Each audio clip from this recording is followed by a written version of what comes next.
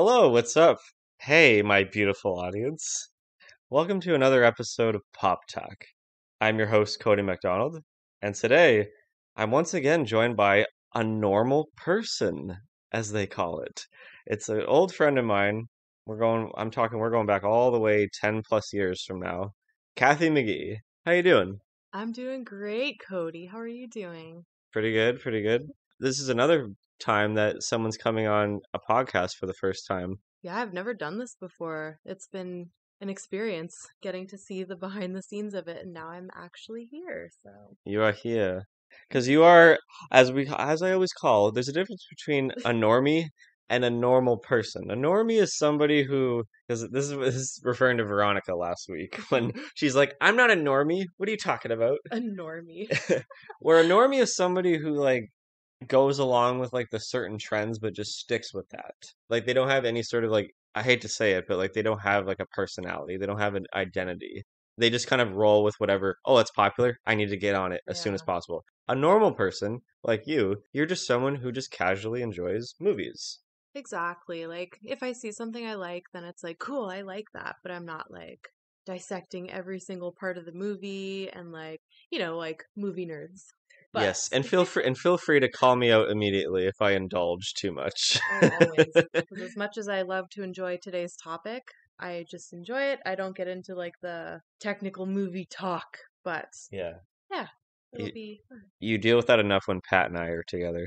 Oh yeah. We enjoy our time together, but then there's periods where you guys will go off into your own universe of like movie jargon, and I'm like, It's I like do another not language. I do not understand this language you speak of, you movie nerds. Another factor how I know that you're not so big into film is that you have a credit card that you get scene points onto every time that you use them. And for anybody that doesn't know what scene points are, here in Canada, every time you use like a Scotiabank credit card or something like that, you get a little bit of points added onto this thing at Cineplex called scene points, where when you get up to a certain number, I think it's like 1,000 or something like that, Yeah. right? Yeah, and I have tons because not only do I have a scene credit card, but I also have a scene debit card. So that is why I've accumulated, I think, 60,000 points. Yeah, which And is yeah, converts it's to a lot. 57 free films, which is kind of mind-blowing. Well, I mean, to be fair, it's COVID and we haven't been able to go to the movies anyway, but I feel like even if the movies were open, I probably would still have about half of that. Yeah, I'm in the boat where it's like I'm very picky about what I see in the theaters anyway. So if I did have that amount, I would still use it very sparingly and I would see free films for the next 10 years probably. I'm always happy to share my Ooh, points thank you. with the besties. Yeah, it's just like the theater going experiences between like phones going off or like people using their phones or talking.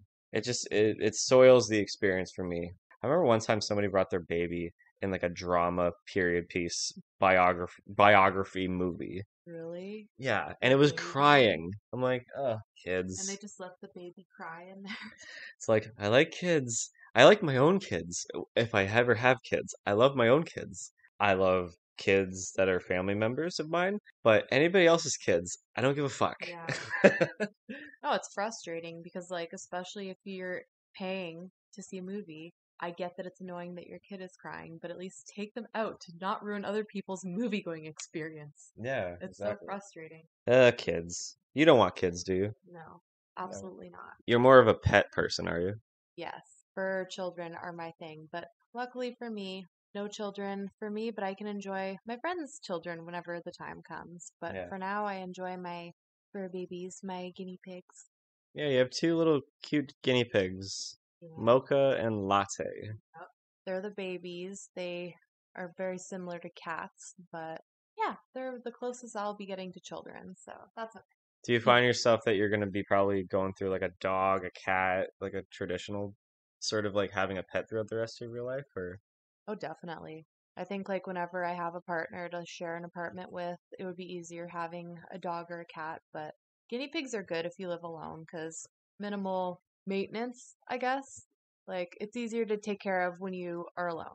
Because Totally. dogs, like you need two people there to take them outside when one's gone. But guinea pigs, you can leave them alone for like a while and they're okay. They're more independent.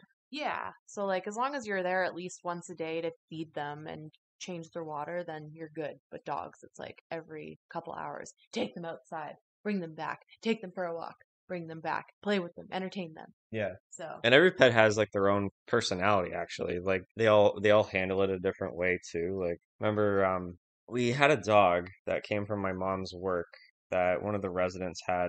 Apparently one of the previous owners of this dog, because it was passed down from like owner to owner. One of them was an abuser, which sucked. And this dog was really on edge. I don't think you ever met this dog, Brandy. Probably not. That was no. probably a little before your time. Oh Um, my Yeah, I always got nervous around males. It took a while for my God. dad and myself to really be around her without getting kind of like scared. She would never want to be around, but eventually she warmed up. But she was also very old and very tired, and she got sick a lot. That eventually we'd rather her not suffer. We still have her ashes, um, Yeah. but right now we have Angus and Bella. Right now Aw, yeah. they're like siblings. They're so cute. They've gotten so big. I remember when Angus was just a little baby and we could like pick him up and hold him, but Mhm. now he's like, I'm pretty sure if he stood on his hind legs, he'd be taller than us. Yeah. Same with Bella too. You had also had another guinea pig years ago, Truffles. Yeah, we had truffles. That was before we kind of knew that you're supposed to have two. That's another thing. If any of you out there listening want guinea pigs, get two because they're happier in pairs or groups. But back then, I guess it wasn't well known that you should get more than one because Truffles was depressed, I think, on her own. And she lived a decently long life, but like after 4 years, she passed away. And we think that that is why, because she was depressed. But nowadays, there's more information on pets that's easily available online. Mhm. So now we knew get two or more, but two is just fine. And they are happy and they love life. Yeah, same. That's why my parents got a second dog because Angus was on his own Yeah. before. And then when they're out working, it's like he has nothing to do, so he probably needs a companion. Exactly. Especially dogs, like they need a friend.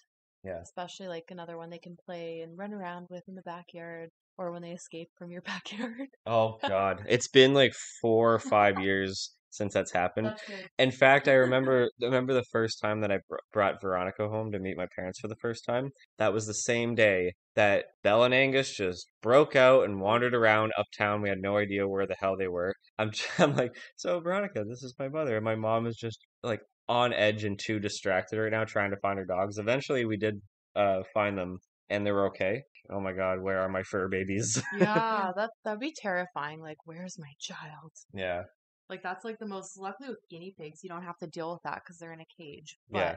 But like a cat or a dog, like that's the worst fear coming home and you're like, where'd they go? Oh, and I miss Carmel. Speaking of a cat, Rest in uh, peace. Rest in peace, Carmel. Carmel didn't have a second companion. No, he did. We have other cats, but Oh, really? yeah, we had when we first got Carmel, we had his sibling. But we had to give away his sibling to one of my mom's friends because the other sibling was like had a bad reaction to our other dogs. Oh, So we gave the sibling away. This was like within the first like couple months. okay.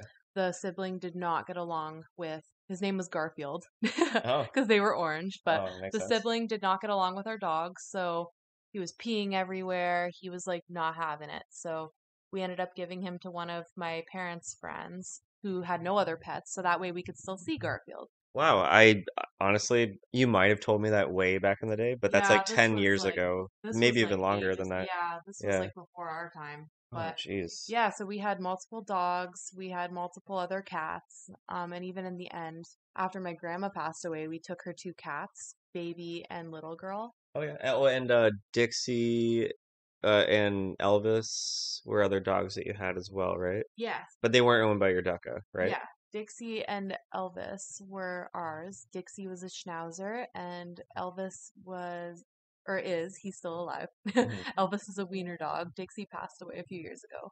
So yeah, those are our two dogs.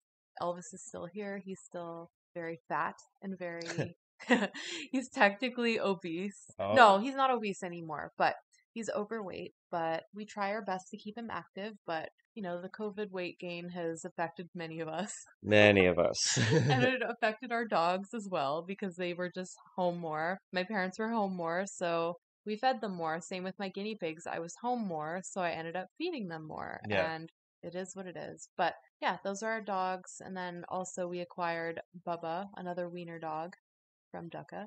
Hmm. So lots of pets in the house. You've had quite the experience with pets. Oh yeah, we've You're had many. knowledgeable. We've had many. So now that I live alone, it's just these guinea pigs, but eventually I want to get all the fur babies That's so cute. eventually. That is cute.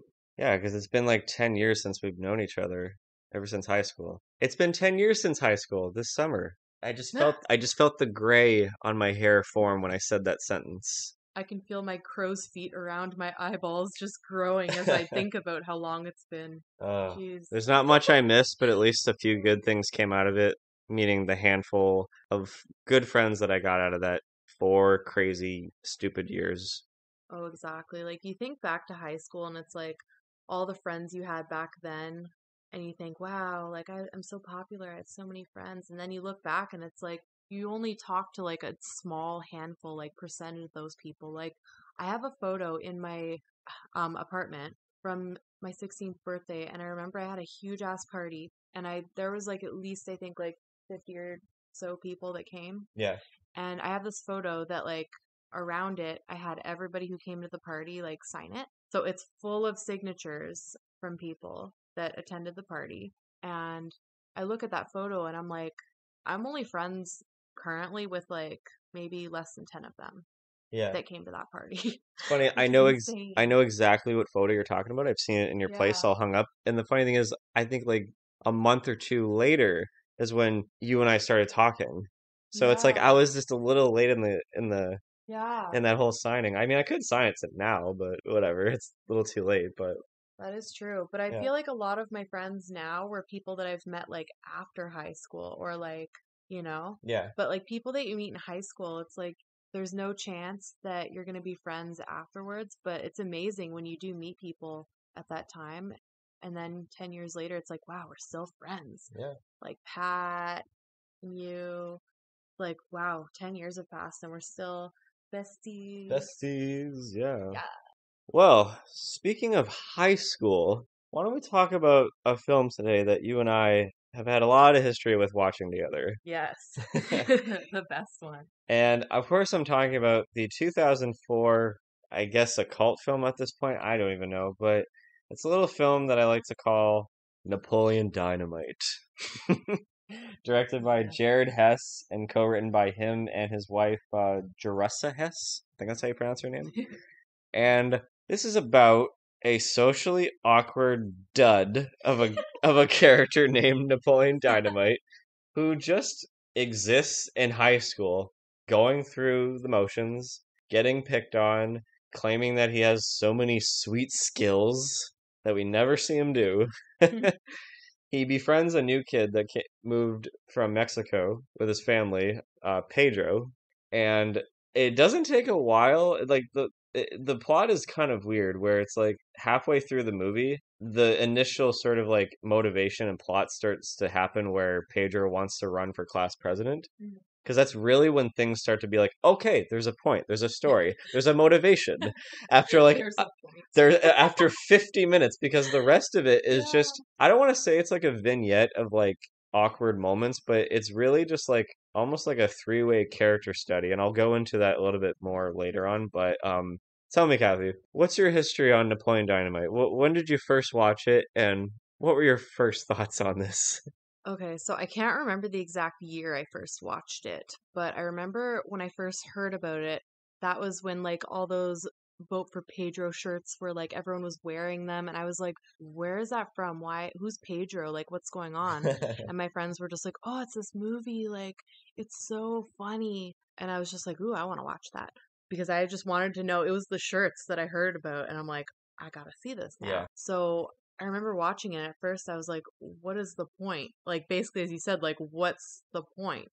Because I was still pretty young the first time watching it. I was like, what is the point? But then, like, obviously, as time went on, I'm like, okay, I get it. But it's so awkward. It's so, like, I don't know. I think the first time I watched it, I was like, what the hell? But then, like, the second time watching it, like, a few years later, I could kind of relate more to, like, the awkwardness Yeah. of, like, being in high school and the awkwardness of just like interacting and social skills and like Oh my that's the God. key word everyone's going to be hearing right now is awkwardness. Yeah. This movie is a masterpiece at being a dry, awkward Yeah. sort of just ether of this world. I don't even know how to describe it really, because there's so many things in this film that are so oddly specific of being offbeat that they're hilarious. Like there isn't one scene in this film where I'm not at least chuckling at Yeah. something. Like there's always something so amusing to get out of, whether it's a line, whether it's just like what the fuck just happened in this scene? Like it could be a quick little scene of just like and it could go nowhere and it's off to the next point and you're like, "Oh my God." Like what would you say is your favorite moment in the movie if you had one? I know there's so many to choose from, but like Oh, there's like so many, but I don't know. Like, I think probably like my favorite one would be like around the end after Pedro gave his speech and everything. And then they found out last minute they have to do like a performance or a dance or something. And they're like, what the hell are we gonna do? We didn't prepare for this. So after like Summer did her grand dance and everything, they're like, what are we gonna the do? Happy Hands Club. Yep. I'm surprised Napoleon wasn't part of that because he was. I know, right? They were probably just like, no, he's weird. We're not gonna have him. Yeah. But then he just goes out and does his own thing. He does his awkward ass dance and he just does it. Like he probably knows like I'm gonna get beat the shit out of after this, like from his bullies. They're probably gonna roast him, Yeah. but he still does his thing because he wants to be there for his friend and like does what he can. So your takeaway from that is he did it for Pedro or did he do it for himself? I think probably a mix of both because it's I feel like the same way. Yep. he's so awkward, but he doesn't care. He's just like, I'm just gonna do this because like, A, I'm gonna help my friend because Yep. I want to be here for him, but also it's like I don't give a fuck. Like this is me. Like I'm gonna do my dance. Like I don't care. I'm gonna get up here and like I don't care if you guys roast me. Like I'm just gonna do my thing. But he gets a standing ovation at the end. Exactly. Yeah. So like people picked up on that and even in high school, kids are brutal, but like even in their brains, they were just like, this kid is like Yeah. he knows he's the shit, so we can respect that. So we're gonna just be Wow, this is a pop talk first. I share the same thing. The really share I share the exact same favorite moment. That to me wow. is my favorite moment. I love that moment so much, his dance. I love it so much that it's now a reoccurring thing anytime this movie is brought up. But I know that dance verbatim and I've done it numerous times. I've studied it. I've memorized it Really? completely. Oh, I think I've definitely performed it for you. That is true. Yeah, you have. Yeah. It's been a while since I've done it. I know I'm a bit rusty near the end because all they did, I don't know if you know this, but like all they did was just record like 5 minutes of just him doing whatever dances. And why there's a lot of cuts in between it is because they're just taking the best bits. Yeah. And in fact, Wow. the actress that plays Deb actually helped out with the choreography. Oh, really? Yeah. Nice. Yeah, no, I share the exact same moment. It's exactly you just hit the nail on the head where it's I don't care what anybody thinks, and because when people know that like you're not either stage fright or awkward and you do something that like is so awesome and unexpected, people are gonna give you like respect for that. Mm-hmm. You know, it's a really nice moment that kind of gets you through like those periods in life. Exactly. No, 100% agreed. Especially just seeing how things are going in this movie, just like the awkwardness of just everything. It makes me cringe, but it's also just so relatable because that's just how high school is. It's like everything is just so cringy and awkward. Well, you and I are a fan of the cringe culture that is Yes, very prevalent, especially absolutely. today. We love watching things that just get a huge reaction out of either of us. We should almost keep a counter of all the times we're going to be saying awkward in this podcast because I think it's going to be a lot. Oh, definitely. That's Oh, just like the theme of this movie. Like, I feel like there's so many different genres of movies, but I feel like this is one where, like, if you made a new genre just of awkward, this would be like the number one thing would be just awkward. That's all I can describe it as. Like, well, what's funny is that this film actually inspired a few other films that came out afterwards that were definitely a little bit more critically praised and financially successful, like Juno oh, yes, I love Juno. and what was that other one? Little Miss Sunshine, Oh, I didn't see that one. where you just take like the kind of quirkiness and kind of Mm-hmm. offbeat kind of stuff, but have it take place in like a small town. Basically, it was just like a film that kind of like had a rise of trends of independent films where all you really need is like a really solid cast and like things to like work with to make it like kind of memorable. You don't Mm, need resources, and that's kind of the charm with this movie is that did you know that it was only $400,000 to make this movie? really? Yeah, less than half a million. And guess how much it made back in the box office? How much? Over $40 million. Wow. It's That crazy. is so It crazy. was successful, yeah. It was pretty successful. And especially like the budget that they had, it looks better than $1 million movies. Literally, and especially I love the fact that they did it in a random town in Idaho. Yeah, Like yeah. that's so random. And then even like the surrounding areas, like it wasn't, like a pretty area. It kind of looked like it was like one of those small towny kind of things, Yeah. like just really It's lifeless. separated from every lifeless, like Yeah. not a lot of scenery, not very aesthetically pleasing, but it was also like kind of added to the awkwardness, I think. I liked that it was like different, Yeah. something different. So let me ask you, did you watch the short film that this movie was based on? I did. And I was just like so shocked at how similar everything was. Yeah. And like even the actor, like Yeah. they looked so similar. Well, Jon Heder, he plays Napoleon Dynamite, but in this film, this little short film called Peluca, he plays a guy named Seth.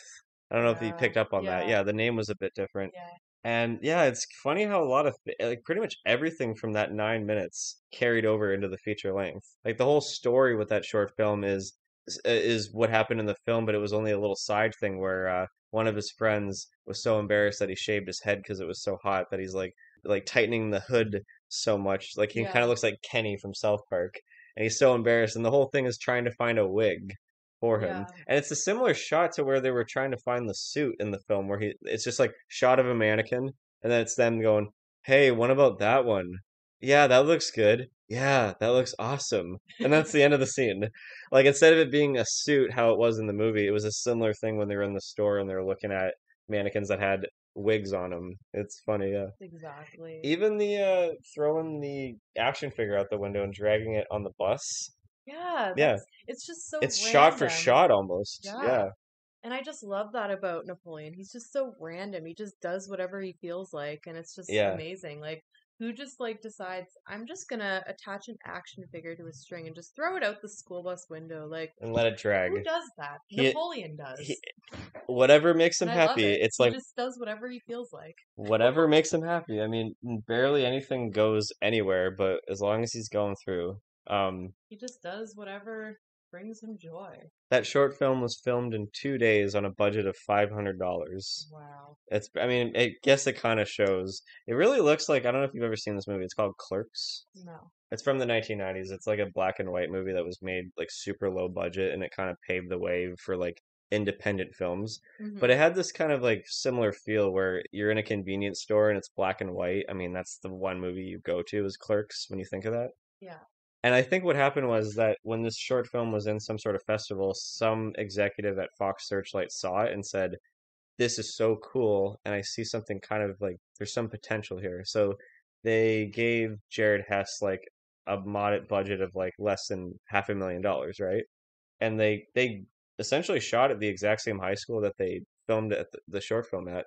And it was so funny watching a lot of snippets of the behind the scenes. Like there were times where it's like the lunch service, the catering didn't come in. It's like, Oh, guys, our pizza and salads didn't come in for anyone. And it's like everybody just branch off and go wherever you want to pick up lunch for yourself around this town. And you can see Jon Heder still in like costume, like he permed his own hair himself.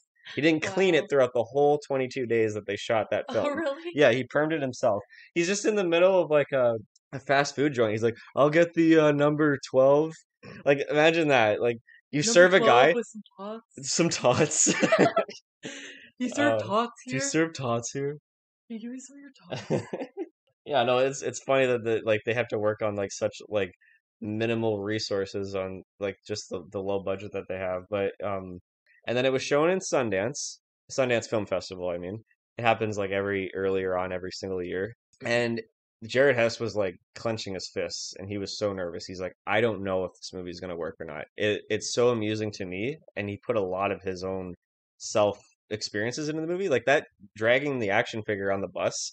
He did that as a kid. Really? Wow. He was on a school bus as a kid driving by this guy, one of his neighbors who was a farmer, And him and his classmates on this bus witnessed this farmer put a gun to a cow's head and blow it to like smithereens. So that part in the movie is based Wow. on a true experience, and it's one of the funniest parts in the movie. But knowing that that actually happened, I feel so bad for those kids. That'd be so morbid. Because I feel like you're just a kid, and I don't even know if that's normal life for kids that live in like the rural communities like that, where like Oh, just seeing that is like normal for them. But I yeah, feel like that could also be traumatizing because especially like while watching that part, I'm like, that's so random. Like, why? yeah, And just seeing the kids just be like, like yeah. you don't even see that it happens. It's just kind of implied, and the kids are just like, Yeah, exactly. oh my god, but that's so random. And it was also so random that it's like, why is Napoleon getting on a bus full of children? Are they going to the same school? Like, what's up with that? Oh no, I think sometimes some schools shared similar routes if you're someone's going to high school or somebody's going to grade school. That was normal. I I remember think taking if rides with like probably if you're from a small town, that must be normal. But I yeah. always thought that was so funny. It's like, why is this like grown adult? Well, he's not an adult, but it's funny because he looks like an adult, Do you know even though how he was 16 or do you like know he how was old he supposed to be was? 16. Do you know how old he was? How old was he? 27. He was 27 playing a 16-year-old. Yeah. Oh, And guess how old Pedro was? older? 31. And he was playing a high school kid. Yeah, is Oh that my god. crazy? Yeah. But I just thought it was even more funny because Napoleon just looked so old, Yeah. but he's like in high school and it was so cringy, but Yeah. like I'm like I guess we all remember that there was kids like that in high school where they looked like way older than they actually were, like Pat too. Yeah. I remember when my parents met him for the first time, they were just like, "How old is he?" I'm like, "He's only 6 months older than me." He's a man. If Literally. you're listening, you're a manly man. You're a man, Patrick. Yeah, no, Jared Hess and his wife actually, when they're writing the script, they threw a lot of their own personal experiences within. It's just sprinkled throughout. There's so many to count. And when he was so nervous at the film festival, like, how was the world going to react? It got such a strong reaction. Actually, it's funny. The actor that played Kip, Aaron Rule, I think that's how you say his name.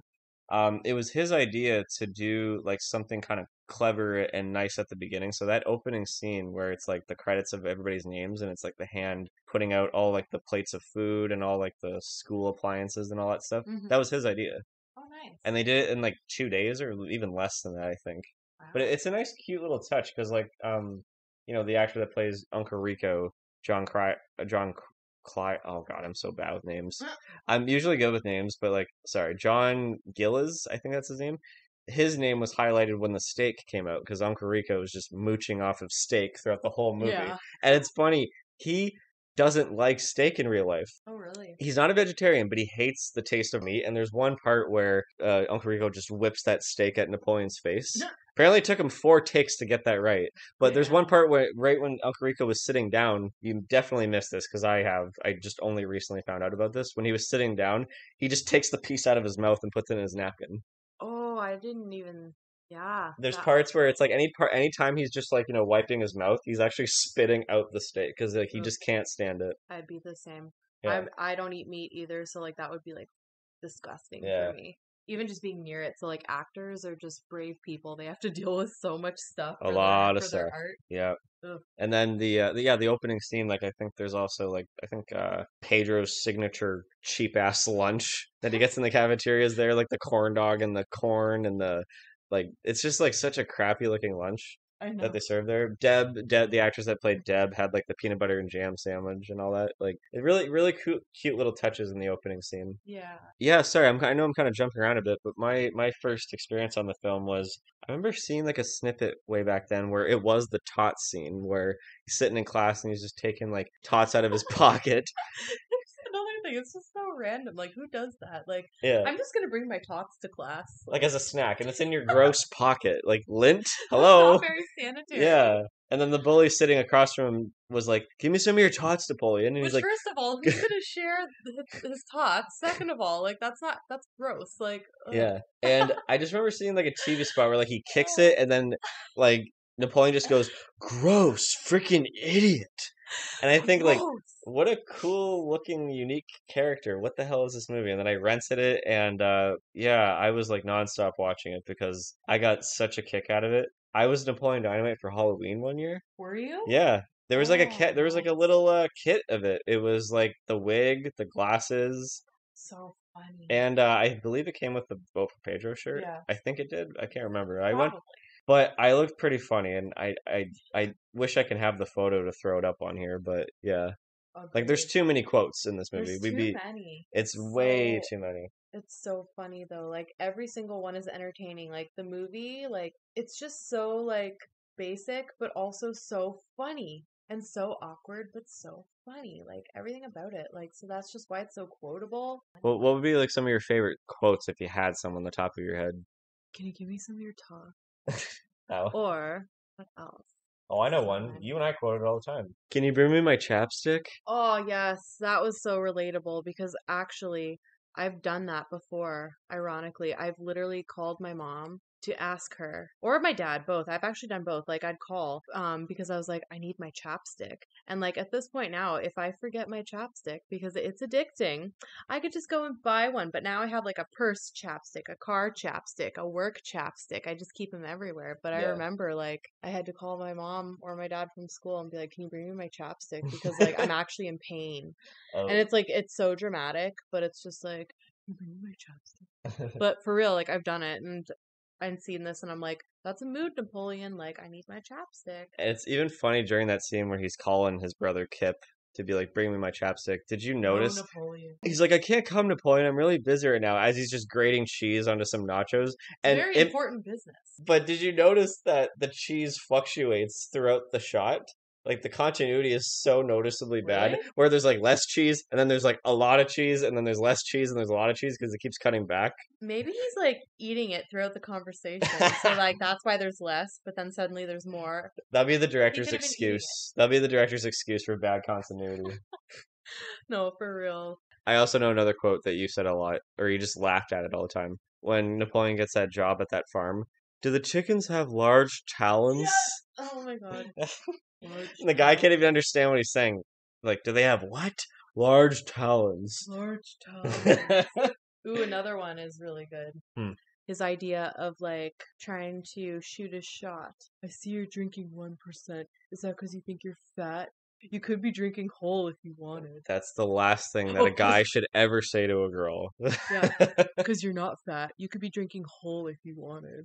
Is that So, him trying to shoot a shot? Like, I don't think you're you're fat. trying to be complimentary, but like you just jump straight to uncomfortable And things. she's just Like, stare. She's just staring at him like yeah. crickets. 'Cause that's like the Crickets. character of Deb. It's she's so like she has one motivation. She's just trying to raise money for college, and she has like little jobs. Like she has her own company of like taking glamour shots and selling like little what are they, bracelets or Yeah, keychains? Yeah, yeah, just going like door to door, delivering them, yeah. and it's just she's so awkward too. And Well, she's shy. I'd say she's more shy than awkward. but I feel like shy people are just awkward in their own way, which that's not a bad thing because like things happen, Yeah. but it's just like entertaining and like kind of cute sometimes too. Between Napoleon, Pedro, and Deb, they're all, I guess, sort of shy, awkward, or kind of like something's kind of clearly socially off with them in their own way. But they all like have unique personalities, and that you can see them being like a trio of friends. Exactly. And I feel like the awkwardness between them all kind of like makes them a really enjoyable friend group. Like Yeah. I feel like they all can relate to each other even though they have their own separate personalities. They still have that one thing in common where like they're so awkward with other people and other people are just like, "Oh." And I'm so happy that the writers didn't go for like a cheap like love triangle thing. Like it's not really prevalent in the film. But Like plus, not all movies need to have like a love kind of story to yeah, them. Like, I feel like a friendship kind of story is just as fun because, like, that's everything, like songs, movies, TV shows, like, there's always some sort of like love story. And I feel like not everything has to be a love story, yeah. you know? There's a lot of teen comedies, like definitely in the '80s with like the John Hughes movies, like The Breakfast Club and Ferris Bueller's Day Off, 16 Candles, Pretty in Pink, like all those ones. I think like what Jared Hess was trying to do with this was like try to take like those small awkward moments, like in The Breakfast Club when they're all taking out their lunches. Like you've seen that one, right? Yeah. Breakfast Club. It's been a What's her name? Ali Shady's character has like that sandwich where it's like pixie sticks, while. sugar, and like Captain Crunch, and it's just so dry. And I feel like he's a fan of moments like those that he's like, let's do a whole film, but it's Wow. that. Like that, I get that kind of vibe in a way. Yeah. Because in the 90s, it was like, there was Clueless, and then, oh, you know what? 2004 was kind of a big year for teen movies because there was Napoleon Dynamite and Mean Girls. Mean Girls, that was like iconic. I speak Mean Girls. It's like a Yes. language of its own. It's a very enjoyable one. So fetch. It's so fetch. Favorite quotes from me, hands down. Okay, for some reason, just when Uncle Rico is doing like that kind of it was like some scheme almost of him going door to door and like try to sell people like very Like like Tupperwares and like some Tupperware. random shit. Yeah, he's trying to sell Tupperware and then he'll throw in like a little like toy boat with it, like a miniature sailboat thing. When he's trying to sell them, he's like, "These are some serious Newpont fiber woven bowls." It's a tongue twister. I'm surprised I even said it as Good good as I job. did. Yeah, it's a tongue twister. But another quote would be like when Kip. Actually, it's back to back in the same scene where him and Kip and Uncle Rico were bowling and they're talking about forming a business together, doing these door to door kind of like deliveries or stuff when Uncle Rico was like, "Do you have a car? Like, what's your transportation system?" And Kip just goes, "Well, that's the problem right now. At the moment, nothing really comes to mind." It's just such an like you could apply that on to like anything if you just feel so unmotivated for anything. It's just that's like that could be an excuse for anything. Oh, exactly. And like when he's like, Uncle Rico's like, we need something like a symbol or something that shows that we have all the answers. And Kip just goes, how about some gold bracelets? And there's like a pause, and then Uncle Rico just completely blows it off and talks about something else. Like, because it's so meaningless. It's so like, yeah, that's not going to work. I'm not even going to tell you that's a stupid idea. Oh, Oh my God, there's so so many funny awkward. parts. Like those are two that jump to mind, but the whole film is just such a quote machine. One question, have you seen the animated show that came out after this film? Oh, I didn't even know there was an animated show after. It lasted only 6 episodes, unfortunately. Really? Barely a season. It premiered on Fox. It was like a flash animation kind of like Napoleon Dynamite show. It's on Really? Disney Plus. Like 6 episodes. You can Really? you can get that done in like 3 hours. Yeah. I'm gonna have to check that out. I didn't even know, but I feel like you have this build up after like the movie, like, oh, this movie was so good, and then you try to like make something else out of it. It's like some movies when they come out with a sequel, and the Yes. sequel is just like not good. Yeah. Because like if you have something that's good, sometimes you shouldn't try to extend to something else, because then it's just gonna be like, no, this should have been left alone. So probably that's how this was. It's like, okay, there's one movie, and if you try to make it make a show out of it, sometimes it's like, ugh, Yeah. trying to push out something that's like, I'll tell you exactly how it was. I only seen one episode of it. Okay, so to give you some context, did you stay behind past the credits to see Kip's wedding? That little like behind like after credit scene? not my recent time watching it, but before I have. You remember, like Napoleon comes in with the horse and Kip's singing that really awkward song and all that. Yeah. Like to me, I've always felt that scene was a bit disconnected in terms of the whole tone of the film. It feels like an afterthought, or maybe that was like a studio executive saying, "Throw something else like last minute," because it feels very like unassociated. There's something off about it, right? And Yeah. the whole show, the animated show is like that. It's very extreme, and of course, it's animation. You can have Napoleon do anything you want him to do, which is literally what the show is. Like Napoleon just bounced around between all these extreme stuff and just the tone of it, even though that the writers did come back to do these 6 episodes and all the cast from the movie all comes back to reprise their roles but their voices, right? Like it sounds like it's all in character, but doesn't feel like it's all in character. It was just a bit of like I guess it's cute watching it just like maybe one episode, if not two, but like it's really not really worth it. Yeah, that makes sense. I'm sure probably I'll do the same thing. Maybe you just check out the first episode and see what happens. Yeah, maybe check out like maybe the first and last episode because Oh, there's only 6. I mean, you can honestly kill it in like an afternoon, the whole yeah, show. that's Like, true. yeah. No harm. So normally on the show, I usually would break down the film beat for beat, but since normal people don't go like that, and of course, ain't nobody got time for that. Ain't nobody got time for that. I have a theory on this film that I like to go into, and I think I've mentioned this to you in passing, but like it's definitely a nice, more efficient breakdown than actually like going through scene for scene. But it's sort of a breakdown of the three characters of Uncle Rico, Napoleon, and Kip, Hmm. where I feel like each character represents some sort of period of time and what they are representing. So, for instance, Uncle Rico represents the past. He's living in the past. Yes. He's recently broken up with his girlfriend. He's kind of mooching off of all the stakes, like everything that he can, because he lives in like a trailer van kind of thing. Hmm. And he's always talking about how he wants to go back to 1982 and be in the NFL and be like the best arm in that whole team of throwing footballs and all that. Like he's always talking about that. He purchases a time machine online, which by the way, the director did that. Him and his brother did that as a kid. And apparently, the time machine that they ordered online was so much worse looking than how it is in the movie. And I'm like, holy crap! Because that thing in the movie looks like a hunk of junk. It's Hmm. pretty funny. Yeah, exactly. The fact that he's like very jealous over Napoleon throughout the whole movie, always treats him like a baby throughout the Yeah. whole time. Like it's clearly like he probably sees like there's potential with Napoleon, but he's always trying to like embarrass him or either put him on the spot. Napoleon represents obviously the present. Yeah. He lives so much in the moment. There's no ambition. There's no sort of like drive towards him. He just moves on from the next activity to the next activity. One minute he's in a self-defense class with Rex, Yeah. learning Rex Kwon-do, but that was more of his brother wanting to go there to check it out because he wants to become a cage fighter. Yeah. And that's where Kip comes into this whole theory on he represents the future. Yes. He's always talking about I want to meet someone like a soulmate. He's unemployed. He's always on chat rooms. He's always talking about Chatting with hot babes all day. he's chatting with babes all day, trying to become a cage fighter. So he learns like there's like a thing in town like to learn self defense. So they check it out. And this guy Rex, apparently Jack Black was supposed to play this guy. Oh, really? Yeah. Which is funny because afterwards the director of Napoleon Dynamite would do Nacho Libre, which is with Oh, Jack yeah. Black, so it's kind of like a rain check situation.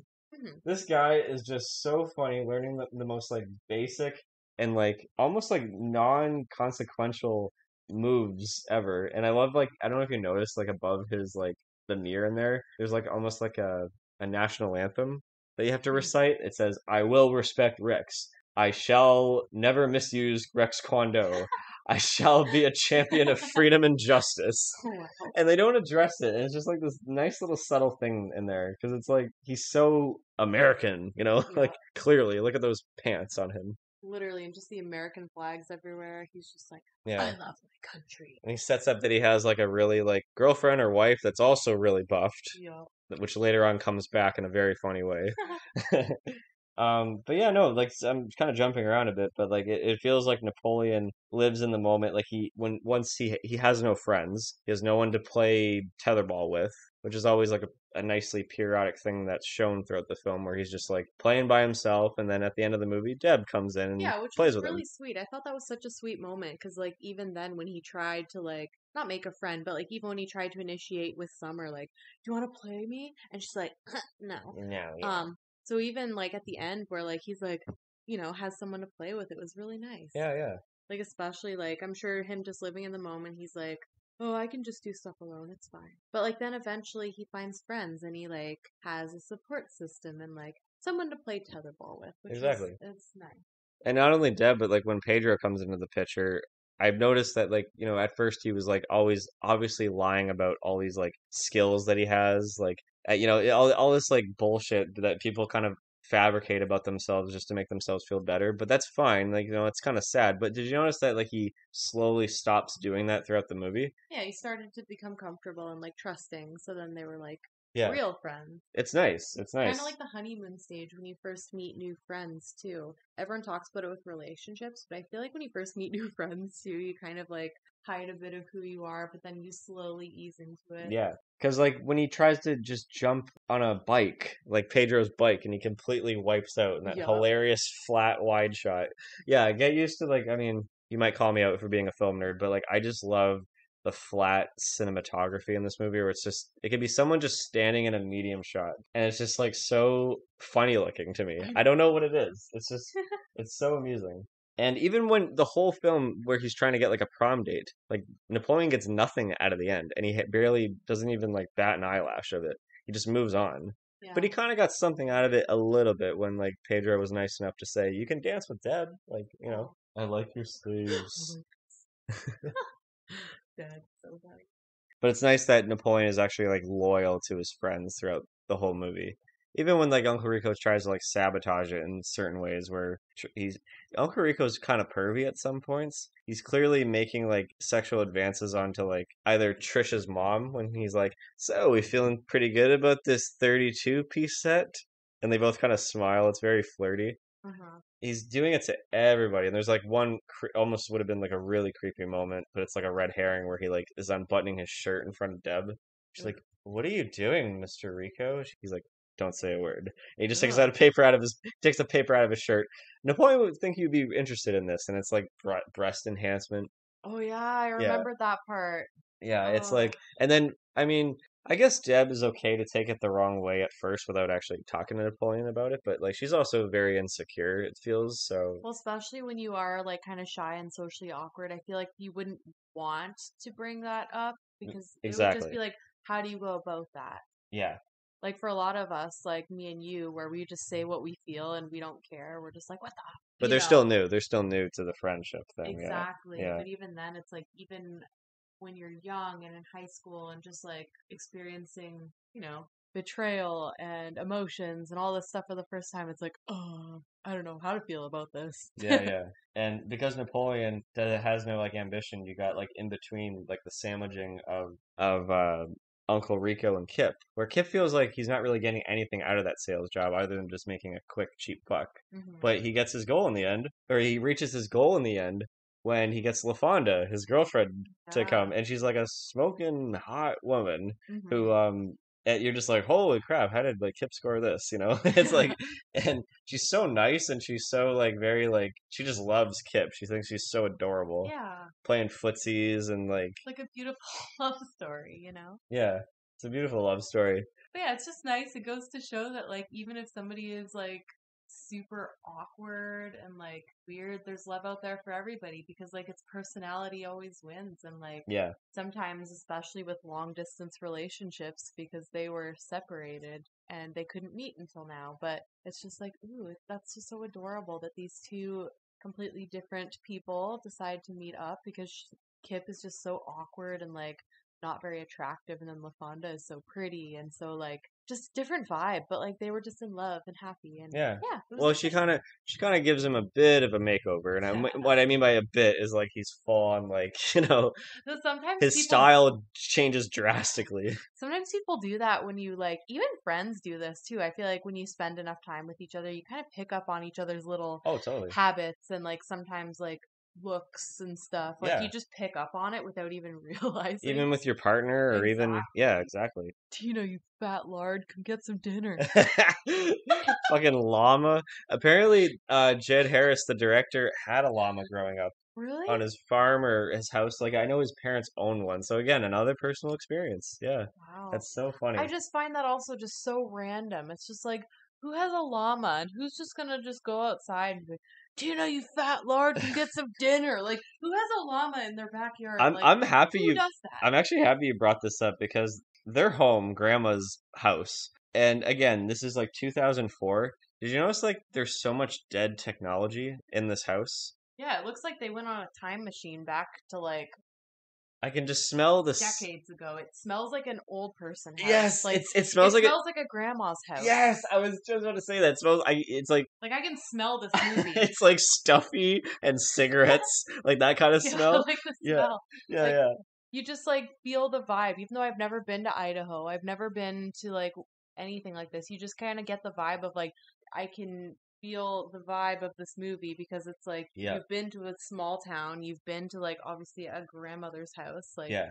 you can smell it, you can like taste the air, you can like Ugh. feel the like oh, But that adds to like and the care. that couch that was in there, Oh I was God. just like, I'm pretty sure that my grandma had the exact same Oh couch. yeah, yeah. It's funny that the outside shots of the house and then the inside are two completely separate places. I learned that, Oh, yeah. wow. Yeah, yeah. And even Deb's glamour shot studio is actually shot in the basement of Napoleon Dynamite's house. Wow. Because again, they're working on such a small budget, so you can. Girl. But the kind of like old fashionedness of Grandma's house adds to the characters of Napoleon and Kip, where dead technology, you're not really with the times. It's not really. And what the hell happened to their parents? I like how they don't go into that at all. I'm happy they don't. It's like they died, whatever. But it adds into their sort of social awkwardness, both of them, because Kip is just at home, not doing much, and Napoleon is still in school, just trying to make some sort of meaning in life, I guess, but just going through the motions. Hmm.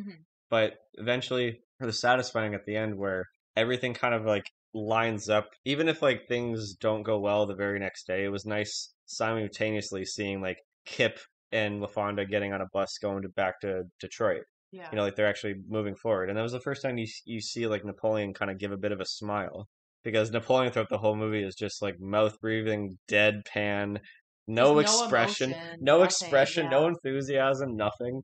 So it was kind of nice and sweet to see that. Grandma came home after breaking her coccyx, or what? No, how do you say it? Her Coccyx? her buttocks. Her Yeah, butt.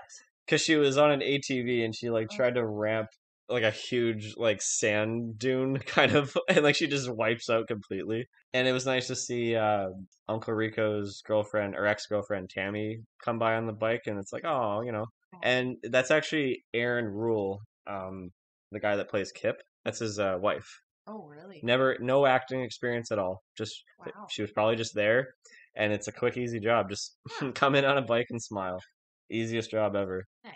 But it was nice to see everything kind of line up. Like Pedro gets like the class president, and things worked out between Deb and Napoleon in the end.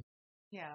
He gets to show her his sweet skills, his Liger drawings, Yes. and Jon Heder did all of the drawings himself, Wow. except for the unicorn, I believe. Oh, Yeah, wow. but he did do the Liger. He did all those sketching, which is pretty cool.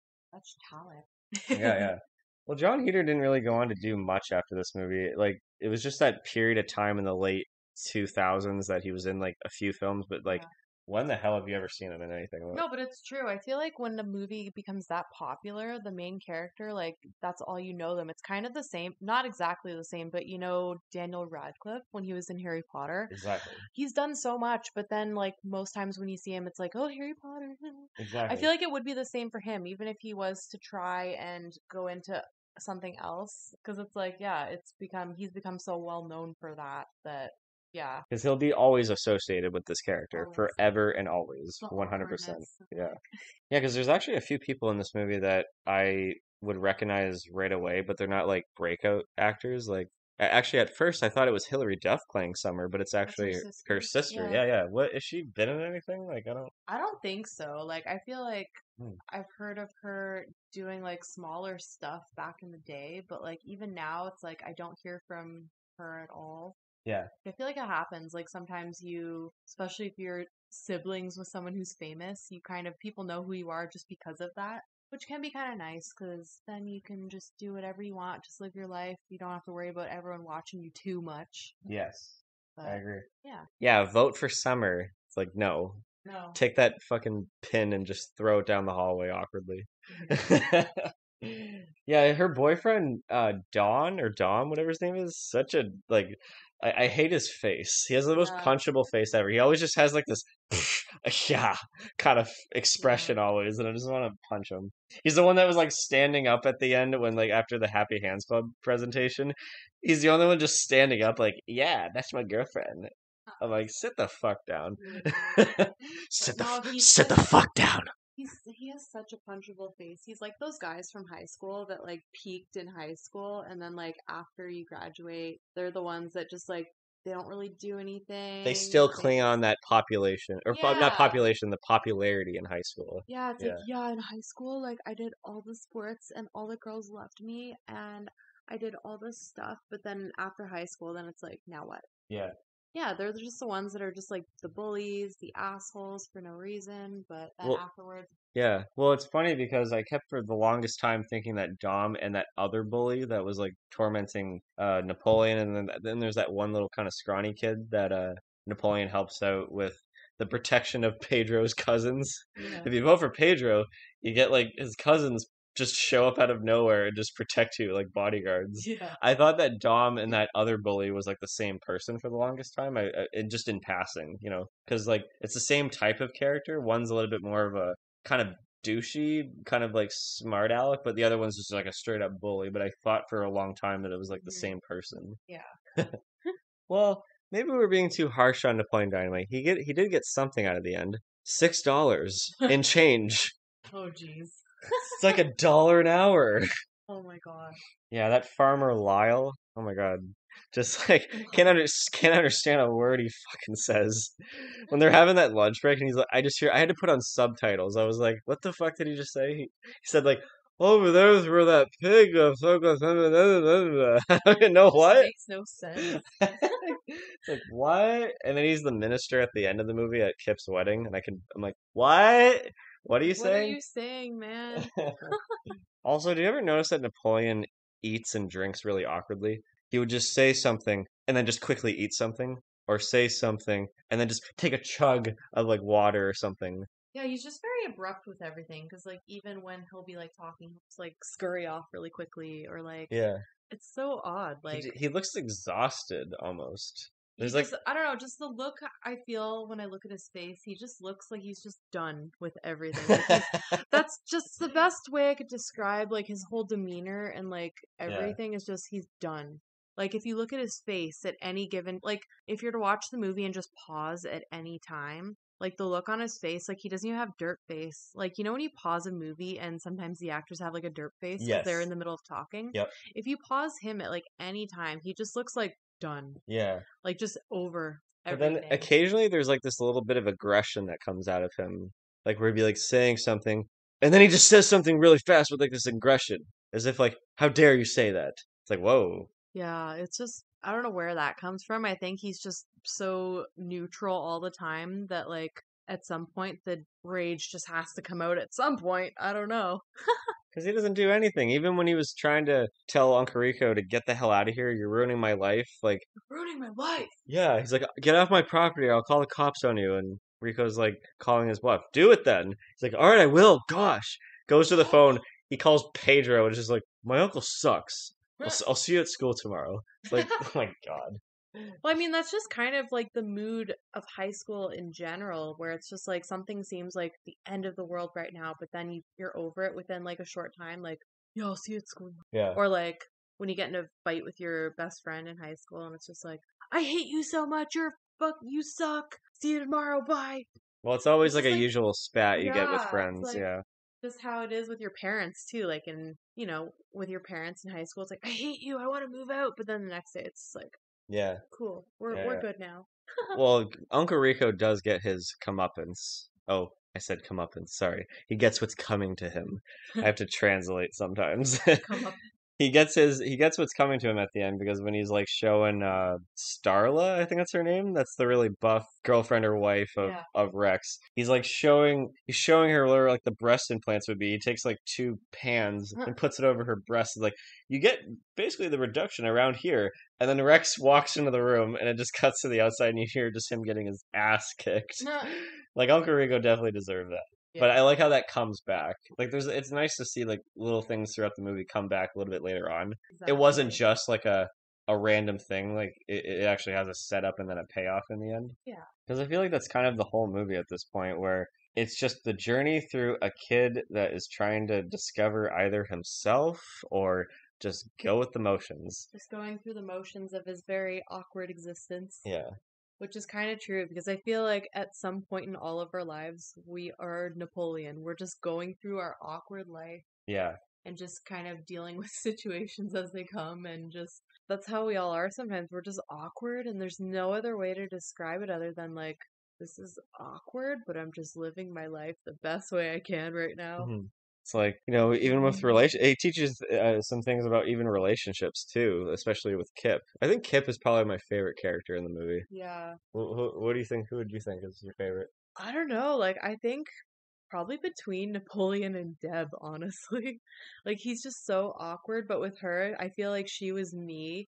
Like, in the early stages of high school, I was just so quiet and awkward, but I was still just like, I still just want to, like, do all the things, do all the projects, because that was me. And, like, see all these people. But then I'm just like, I'm still so shy and awkward. But it's like, I'm still going to live my life. Have you ever put your hair into a sideways ponytail? I have not done that, but I've done some very questionable hairstyles. Like when I look back at photos of myself, I'm just like, that is very questionable. But that is another thing that I liked about her is that she just does what she wants Yeah. to, which I feel like, I don't know, once again, not all movies need a love story, but like I thought, ooh, Napoleon and Deb would make a cute couple. But I think also in that way, like they make a very nice, like, friendship because like they just dress how they want, they do what they want with their hair, and they don't care. They just do what they want, and I love it, and I love that vibe. The movie brings very good vibes. Exactly. The reason why Kip would be my favorite is just because nearly everything he says makes me chuckle. Yeah. And for some reason, I think I wouldn't be surprised. I didn't look this up, but like, have you ever seen the movie Office Space? Yeah. There's a character named Milton in this movie that's like a really like awkward guy in the office. He's a really anal about his like stapler being used by people in the office. That he's Oh, like, I believe you have my stapler. He's just like this really on edge and awkward person. And for some reason, the way Kip talks, I'm just like, I wouldn't be surprised in some like alternate universe of like the father of Kip is Milton. I mhm. could just see them talking together, and I will just be cracking up every line. Oh, geez. Here it is, my favorite line from this movie. Uncle Rico was asking him how is you and your girlfriend doing. He goes, "Well, things are getting pretty serious right now. I mean, we chat online for like 2 hours a day, so I guess you could say things are getting pretty serious." That's a mood. It's a mood, especially with like COVID, trying to date during COVID now. Yeah, That's like the main thing is like if I can chat with you for hours on the phone or even on the computer and not get bored, then you're worth meeting up with in real life. yes, it teaches us a lot. It does. Oh, Freaking idiot. freaking idiot. Hey, Cathie, do you want to play me in a little thing called Pop Quiz Hot Shot? Yeah. Yes, it's this little segment. We're gonna quiz each other. Here we go. You go first. Lay them on me. Imagine you just know all of these the answers to these because you're like the movie nerd extraordinaire. Movie, movie, movie, movie, Movie, movie, movie, movie, movie. So where is LaFonda from? Detroit. Yes, you I did get that right. think I mentioned it before too. Yeah, I think you did. But that was one where I'm just like, oh damn, I didn't even know where she was from until I watched it again recently. I'm like, oh, she's from Detroit, our neighboring city from where we're from. Yes, we are in the shadows of that blue collar It's city. like, wow, LaFonda was near us all along. A blue collar city is in the shadows of another bigger bluer collar city. Yes. What is Napoleon's llama named? Oh, Tina. Yes. Tina, you fat lard, come get some dinner. Tina, you fat lard, come get some dinner. What is the name of the club that Napoleon is part of? Oh, I actually don't know. You don't know? No. He's part of the Happy Hands Club. Oh, right. Sorry. Yes. I forgot it was a club. Yeah, he did his performance at the beginning of the movie, but then the funny part is that during the end, during Summer's dance, they were all part of the Happy Hands Club, but they Yeah. just decided, nope, no Napoleon. He doesn't get to do that butterfly half asleep move. Yep. I say None of that. love, it is a flower. Oh my God. Aside from his amazing drawing skills, what is Napoleon's other I number wrote one skill? I wrote down that one for you. I was like, what were the 3 skills that he claims he has? So nunchuck skills, Yep. bow hunting skills, and computer hacking skills. Yep. Because girls only want boyfriends who have great skills. I mean, that is very accurate. We all like a partner that has some very interesting skills, but especially if someone has nunchuck skills, that's automatic panty dropper there. Yes. What is Napoleon's number one line for trying to pick up a girl? Like if he's trying to flirt, what is his number one flirting line? I don't remember if that was a direct line or if it was trying to think if it was a reoccurring thing that he would always say. No, it was only once he said it, but it was his way of trying to be, not actually trying to be flirtatious, but trying to be, something nice to say to a girl. Well, is it what he said to Deb? Yeah. Okay, He's so trying to shoot his shot. yeah, we mentioned it, but like I see you're drinking 1%. Is that because you think you're fat? Well, you're not. You could be drinking whole if you wanted to. Yes. Yes. That's his idea of flirting. Then, what is Napoleon's favorite food? Oh shit, it's either a tie between two things. It's either tots Or a dang quesadilla. Yes. Oh, is it dang quesadilla? Well, both, yeah, but I said tots. Okay. Because Yeah. that's what I always associate with him. All right, so for a limited time only, glamour shots by Deb are how much percentage off? Oh, wow. 50%? 75. Oh, wow, that's so random. Yeah. Okay. When she was at the door, she True. was saying, yeah. Okay, here's like one like fact about the movie, but it's like true or false. So Okay. true or false. Jon Heder, the guy who plays Napoleon, was paid $5,000 to play the role. I think that would be true. False. Really? $1,000. Can Wow. you believe that? That's insane. That is especially Hopefully he got some royalties out of this franchise, I yeah, should because it say. ended up becoming so big. That's why I Yeah. thought like it was like a low number, just because like the budget for the movie wasn't that high, Yeah, and I was plus like shocked. I'm sure they weren't even expecting it to get this big. They earned so much money that Hmm. yeah. So hopefully he ended up getting paid more. Oh, jeez. Um, What kind of bike did Pedro have? ah, you got me. I don't. It's a sledgehammer. Oh wow. It has shocks and pegs. Lucky. Lucky. Wow. And what is the name of the VHS that Napoleon picked up at the thrift shop to practice his sweet dance moves? Um, you got me. I could not tell you unless it was an extension of the Happy Hands Club. No. It was Dequan's dance moves. Oh my god, that's so random. And I looked it up to see if this is an actual tape because I would buy it in a heartbeat if Is it's it on actually? eBay. It's not. It's Ah, not. Yeah. so, I would buy it in a heartbeat because I still carry. I have a VHS lying around, or yeah. VC, or sorry, I have a VCR lying around. I would totally pop that on and be Wow. like, how much, like, how many dance moves actually did carry Wow. over? That would have been funny to see. And the last one, the very first scene where the kid asks, "What are you gonna do today, Napoleon?" What is his response? Whatever I feel like doing. God. You got it. I mean, but that's honestly a mood. It's just like, and especially during the pandemic, like we kind of just been doing whatever we feel like. So it's just like I'll do whatever I feel like doing today because I don't have to go to work. Gosh. Exactly. Even just the quirkiness of that scene too, where I just mentioned, like there's barely, I don't know, because knowing you, you're probably not going to notice when like music in movies starts or when it finishes or even when it happens. But I That's noticed that true. there's a lot of dry spells in this movie where there is no music, which adds on to the awkwardness. Yeah. But then there's like an occasional, that kind of keyboard, kind of retro, quirky, nerdy kind of music that Mhm. sprinkles in, and it Yeah. actually adds a little bit of like, okay, it feels like a movie still. It's not just totally Yeah. offbeat and awkward. Yeah, that awkward counter. How's that doing? Holy shit. I'm pretty sure the awkward counter is like off the charts, like broken at this point. Like there's so many awkward moments in this movie. Like, but it's so funny. That's Like, so well that kind of takes us to our final thoughts. Is that kind of what you think just totally? Like if you have anything else to say as other than it's awkward. yeah, it's awkward, but it's also I feel just very relatable. I feel like because I've not the exact situations, but I feel like I've been in situations like in this movie, like not exact, but like where you're in it and you feel like that secondhand awkwardness because it's like, oof, I feel that.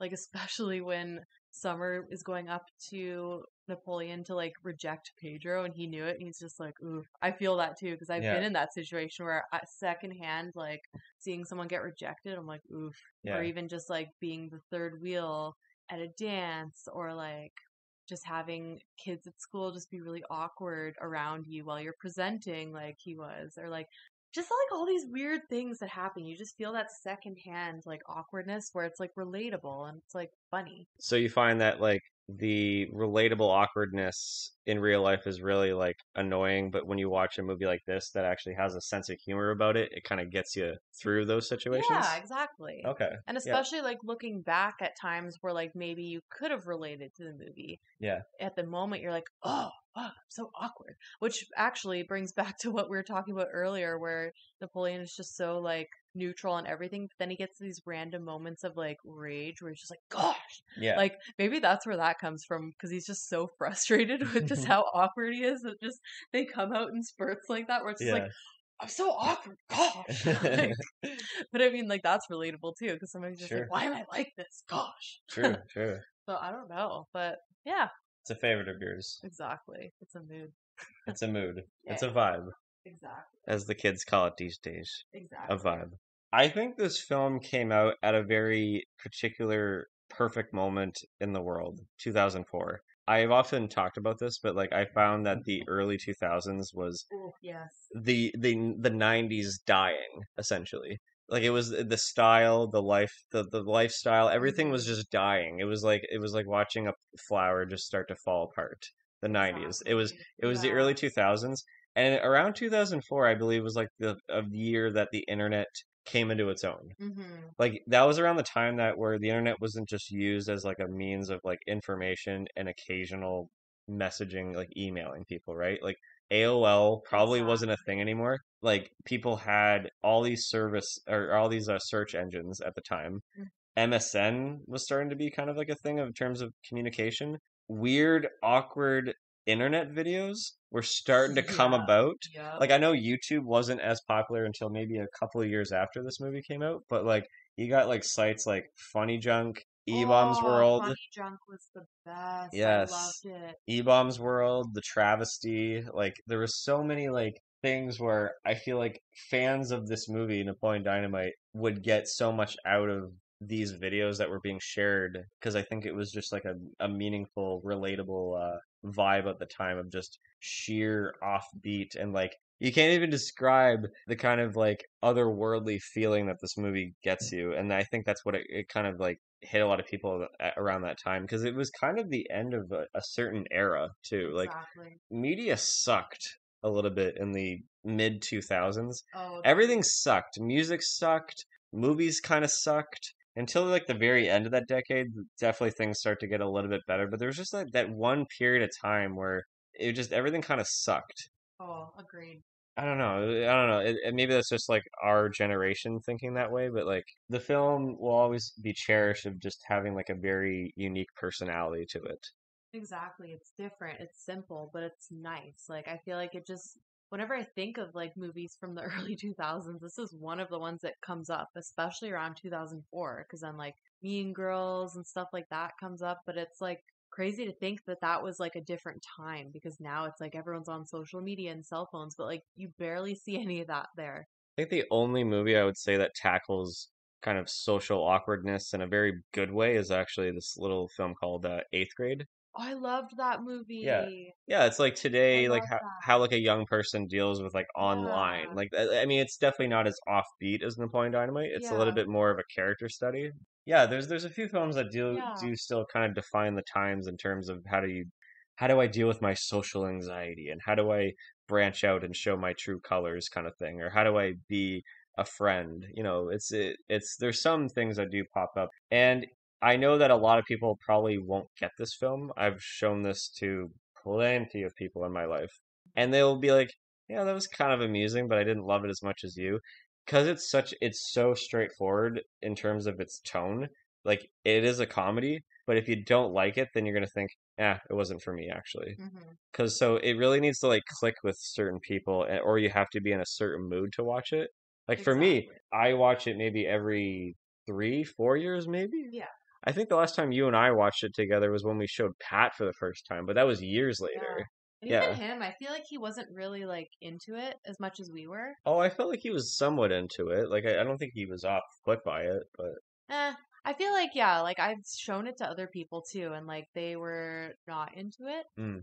But yeah, for like me and you, we were just like, this is so amusing. I love it. It's funny. Last year I actually watched it for the first time since you and I watched it, but then I rewatched it recently for this recording. But last year in my Blu-ray case, in my Blu-ray collection, it was just hidden behind all the Blu-rays. Oh, It must have just got accidentally pushed back and then it got like forgotten. But I forgot for a while that I owned it for like 3, 4 years. yeah. So when I was like moving and just like moving stuff around, I discovered it and I just got like so giddy, like, It's oh like my God, nostalgia. I still own this and I feel so nostalgic about it. I want to Yes. throw this on right now. And yeah, it's just as great as I remembered it. It is a solid ass movie and everyone just needs to watch it at least once. Exactly. And especially like the quotes are just all amazing. Like you actually showed me this, but if anyone's listening and they want to see something funny for Christmas time, there's this video on Yes. YouTube. I forget the title. It was like the 12 The- days of Napoleon Dynamite or Christmas or something. yes. I forget the exact title, but you know what I That's mean. that is the title. Oh, Yeah. is it? Yep. Awesome. And it goes through like the song. It goes through the song of the 12 Days of Christmas, but Yeah, instead of like but in they a have quotes from the yeah. movie. But it's like sound bites from the movie. Like it'd Yeah. be like the traditional song. I don't know if it's like fair use or anything like or public domain, but like On the it's first Day day of of Christmas, Christmas, my my true true love love sent to me. sent A to me Dan quesadilla in a fair tree. large Um, town. large talons, glamour shots, wild honeymoon style, and local wizards to cast a protective spell over the lake. Um, a freaking 12 gauge. There's like so many. It goes through it all actually. Literally. They New should have added chapstick on. Yeah, Like, that was the one thing that was missing. yeah, Yeah. they didn't include the chapstick, but that one, that line just resonates with me because I've been in that situation where I need my chapstick and my mother will not bring it to me and I suffer in silence. I think I must have watched that video before watching the movie. I stumbled across it, but not getting it.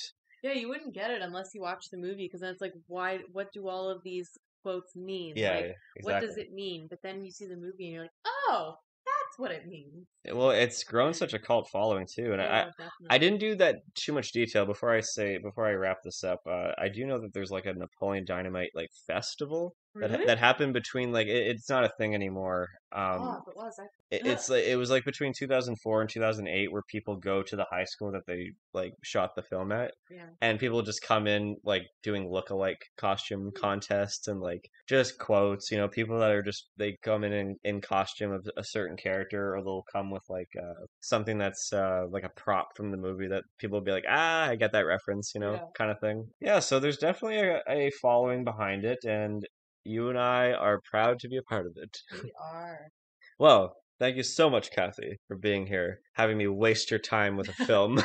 Well, thank you for having me. I'm happy that my first podcast that I've ever been on got to be yours. So this Aww. is very exciting. My first time. I've lost my podcast virginity, and I got to do it on an amazing topic that I'm very passionate about, which is awkward stuff and Napoleon Dynamite. I'm so happy to hear all that. That's quite the compliments. I would love to have you back to talk about a movie that we either equally love You or better invite me back. Gosh. equally hate. Gosh. Ooh, that is true. Gosh. Thank you so much, everybody, for listening. Make sure to click like, leave a comment, and of course, subscribe to So to Speak and check out all of our content on there. And I will see you on the next one. But next time, I need to remember to grab my chapstick before recording, because now I'm going to need to go and moisturize, because my lips hurt real bad.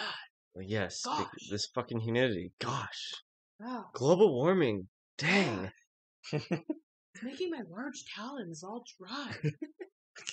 Gotta go feed Tina. Gotta go feed Tina, and gotta go eat my tots out of my pocket. I need to go feed some tots to Tina. Tina, come get some tots.